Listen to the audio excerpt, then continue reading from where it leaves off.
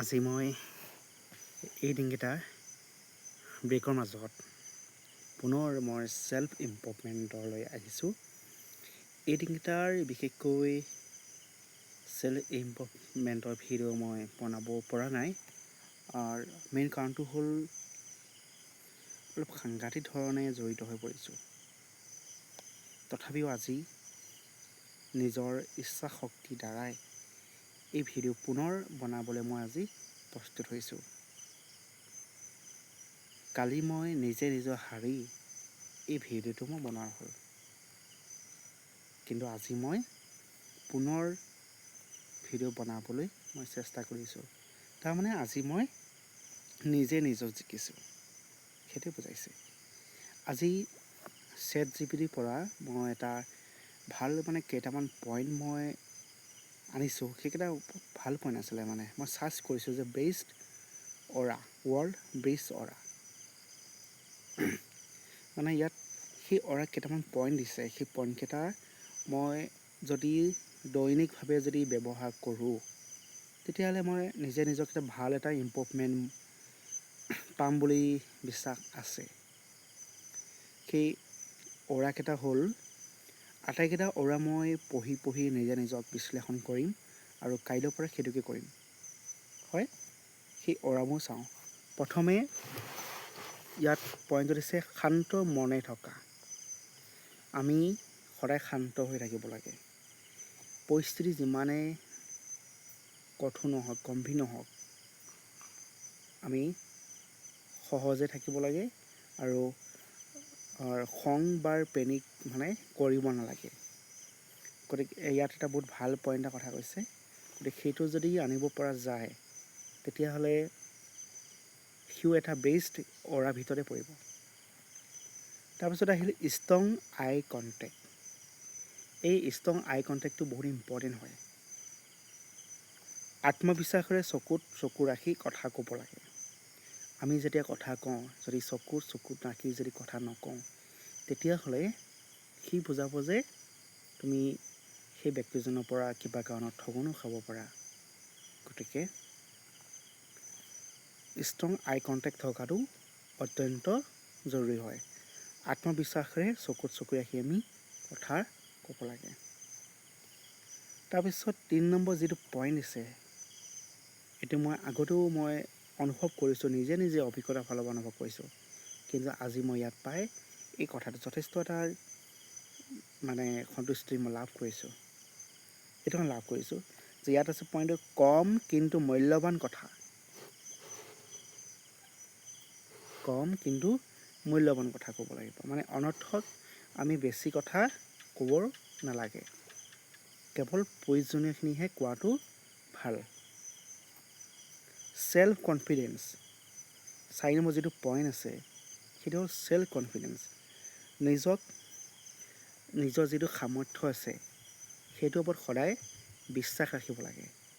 যেতিয়া নিজৰ যিটো সামৰ্থ্যটো হেৰাই যাব, বিশ্বাস নোহোৱা হৈ যাব, তেতিয়া যিকোনো এটা কাম বা পৰিস্থিতি সেইটো হাতৰ পৰা গুচি যায়গৈ। গতিকে চেল্ফ কনফিডেঞ্চ থকাটো ভাল। তাৰপাছত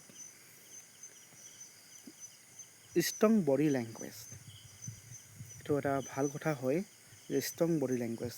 ষ্ট্ৰং বডি লেংগুৱেজ বুলি কওঁতে এইটো কৈছে পোন হৈ খোজকাঢ়িব লাগে, পোন হৈ, আৰু ভাল পজিটিভ এটা ৰাখিব লাগে। ভাল পজিটিভ হয়।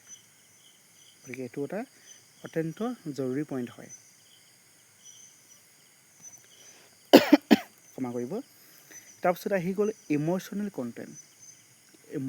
কণ্ট্ৰল। অপমান, ক্ৰিটিচাইজম বা তৎক্ষণাত আমি ৰিয়েক্ট কৰিব নালাগে। এইটো হৈছে ইম'শ্যনেল কণ্ট্ৰল। হয়, আমি হঠাৎ ৰিয়েক্ট কৰি দিওঁ অপমান হ'লেগৈ। গতিকে এই কথাবোৰ যেতিয়া আমি সন্মুখীন হওঁ, তেতিয়া আমি ইম'শ্যনেল কণ্ট্ৰলটো বাঢ়ি হৈ যায়গৈ আমাৰ। মই কি ক'ব লৈছোঁ বুজি পাইছোঁ নহয়? এইটো যে কোনোবাই যদি হঠাতে যদি অপমান কৰে, তাৰ মেইন কাৰণটো উদ্দেশ্যটো বুজিব লাগে। আমি হঠাৎ ৰিয়েক্ট কৰিব নালাগে। নহ'লে পৰিস্থিতিটো ডাঙৰ হৈ যাবগৈ। গতিকে আমি হঠাৎ মানে ৰিয়েক্ট কৰিব নালাগে। ক্ৰিটিচাইজম যিমানে ক্ৰিটিচাইজম নহওক তৎক্ষণাত ৰিয়েক্ট কৰিব নালাগে, এইটোৱে। তাৰপিছত আছে নলেজ এণ্ড কম্পিটেন্স। এতিয়া কোনো ক্ষেত্ৰত আমাৰ গভীৰ জ্ঞান আৰু দক্ষতা থাকিব লাগিব। এতিয়া আমাক সকলো ক্ষেত্ৰতে আমি সেই ক্ষেত্ৰখনৰ নলেজ নাথাকিব পাৰে, কিন্তু আমি অলপ কৰি হ'লেও চেষ্টা কৰিব লাগে যে যিহেতু মোৰ এই ক্ষেত্ৰখনৰ যিহেতু অভিজ্ঞতা নাই, তেনেকুৱা ধৰণৰ কথা আছে। গতিকে যেনে উদাহৰণ হিচাপে দিছোঁ, আগত মই বেডমিণ্টনত খুব কমেই খেলিছোঁ, কিন্তু কালি পৰহি যেতিয়া বেডমিণ্টন খেলিছোঁ, তাত এটা বস্তু চকু ৰাখিব লাগে, বডিৰ যিটো লেংগুৱেজ, সেই বডি লেংগুৱেজটোৰ লগত আই কণ্টেক্টটো ভাল হৈ থাকিব লাগে। মানে যিটো কক আছে, ককটো কোন মুহূৰ্তত আহিব আৰু সেই মুহূৰ্তত আমি তাক কেনেকৈ আমি কণ্টেক্ট কৰিব লাগে, কণ্টেক্ট কৰি অপ'জিট ছাইডে পঠিয়াব লাগে, সেইটো খুব এটা চকু ৰাখিব লগা হয়। গতিকে সেই ক্ষেত্ৰখনত যিহেতু মোৰ আগত অভিজ্ঞতা নাছিল, গতিকে তাক এটা পুনৰ অভিজ্ঞতা আনিবলৈ হ'লে আমি সেই ক্ষেত্ৰখনৰ অলপ হ'লেও অধ্যয়ন কৰিব লাগিব। অলপ শব্দটো ভাল হোৱা নাই, মানে অধ্যয়ন কৰিব লাগিব। অধ্যয়ন কৰাৰ পাছত সেই ক্ষেত্ৰখনৰ আমি তাৰ বিষয়ে অলপ জানিম। তাৰপাছত মষ্ট ইম্পৰ্টেণ্ট এটা পইণ্ট পাইছোঁ, যিটো মই আগত ব্ৰেক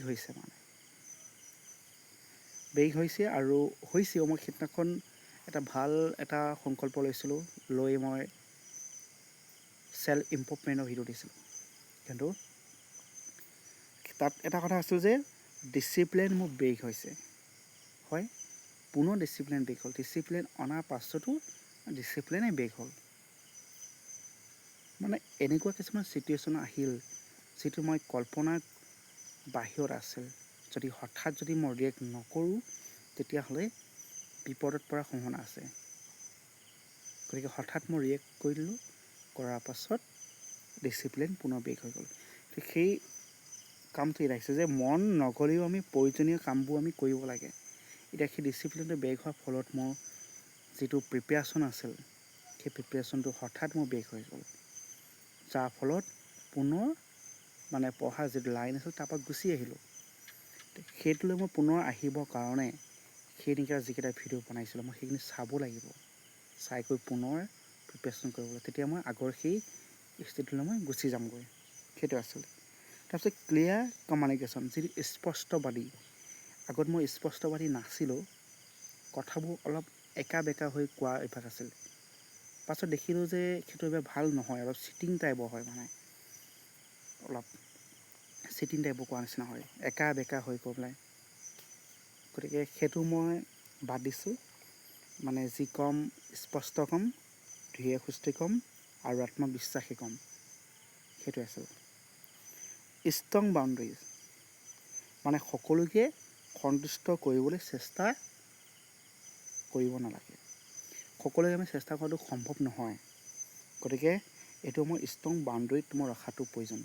এইটো কথা মই সদায় মনত ৰাখিম যে মানে সকলোকে মই সন্তুষ্ট কৰাটো উচিত নহয়, এইটো। তাৰপিছত ৰেচপেক্টফুল বিহেভিয়ৰ, এইটো এটা ভাল কথা কৈছে যে নিজকো আমি সন্মান কৰিব লাগে, নিজক সন্মান কৰিব লাগিব, লগতে আনকো সন্মান কৰিব লাগিব, তেতিয়া ৰেচপেক্টফুল বিহেভ হ'ব। ইয়াৰ পাছত পাৰপ'জ, মোৰ পাৰপ'জটো কি? মানে জীৱনৰ মোৰ এটা স্পষ্ট লক্ষ্য হোৱা উচিত। এতিয়া মই যদি সোধোঁ মোৰ জীৱনৰ লক্ষ্য কি হোৱা উচিত, তেতিয়া এটাই কথা যে মই চৰকাৰীভাৱে ভাল এটাৰ কৰ্মত সংস্থাপন হ'ব লাগে।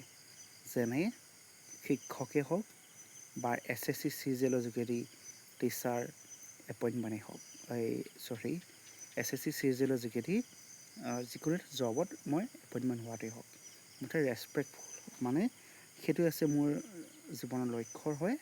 গতিকে এই দুটা লক্ষ্য লৈয়ে মই বৰ্তমান কাম কৰিছোঁ। আৰু যদি সোধোঁ যে নিজৰ জীৱনৰ লক্ষ্য দুটা কিয় ৰাখিছোঁ, এতিয়া যদি কয় যে প্ৰত্যেকজন মানুহে জীৱনৰ ছিংগুল লক্ষ্য ৰাখিব লাগে, কিন্তু মোৰ ক্ষেত্ৰত তেনেকুৱা নহয়, যে নিজকে কেতিয়াবা প্ৰমাণ কৰিব লগা হয়। গতিকে দুটা সেই ৰখাটো ভালেই হৈছে, বেয়া নহয় বাৰু।